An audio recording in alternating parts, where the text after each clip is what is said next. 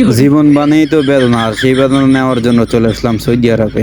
Hello স্বজন, আমি হচ্ছে মদন। থুকু কি কেউ? হ্যালো স্বজন, আমি হচ্ছে চদন। থুরু থুকু কি যাই হোক, ব্লগ শুরু করা যাক। তো কি অবস্থা সবার, কেমন আছেন? তো ডিউটি চলে আসলাম। তো আসার পরে স্টোরে সামান আসলো, আর স্টোরে এসে দেখি স্টোর কি অবস্থা, এগুলা গোছাইতে হবে। আর এগুলা গোছানো হয়তো আমার দ্বারা একা সম্ভব না, তাই কি করা যায়। তো এটা ভাবতে ভাবতে আমার পেটে অনেক খিদে লেগে গেল। তারপরে নিয়ে আসলাম খানা।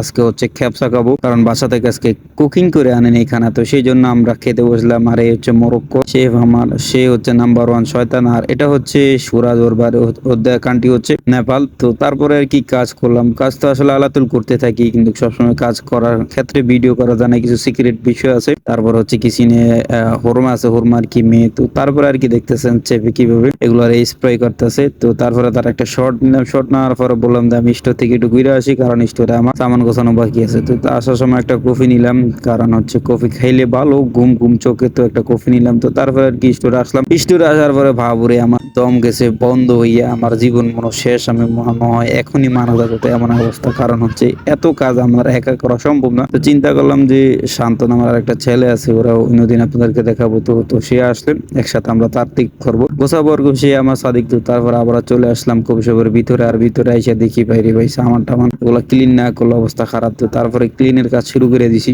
আসলে ভাই কফি শপে কাজ করলে সব দিকে কাজ করতে হয়। এখানে ভাই মনে হচ্ছে আমি আসছি ক্লিনার হিসাবে, এখন আমার অ্যাসিস্ট্যান্ট শেফ বানায় দেয় কতক্ষণ ক্লিনার কতক্ষণ মুদির। তো যাই হোক ভাই, 12 ঘন্টা এভাবে পার করে তখন রুমের দিকে যাচ্ছি। আর সৌদি আরবে সাইকেল চালানি খুব একটা রিক্সের কাজ।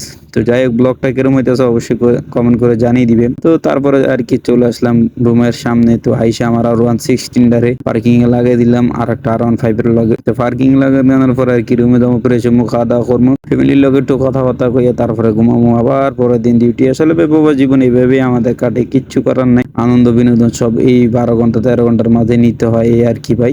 যাই হোক, সবাই ভালো থাকবেন, সুস্থ থাকবেন। আর ইনশাআল্লাহ প্রতিদিন নিত্য নতুন ব্লগ আপনারা দেখতে থাকবেন আমার লাইফস্টাইল সম্পর্কিত। কেমন লাগে কার কাছে অবশ্যই কমেন্ট করে জানিয়ে দিবেন।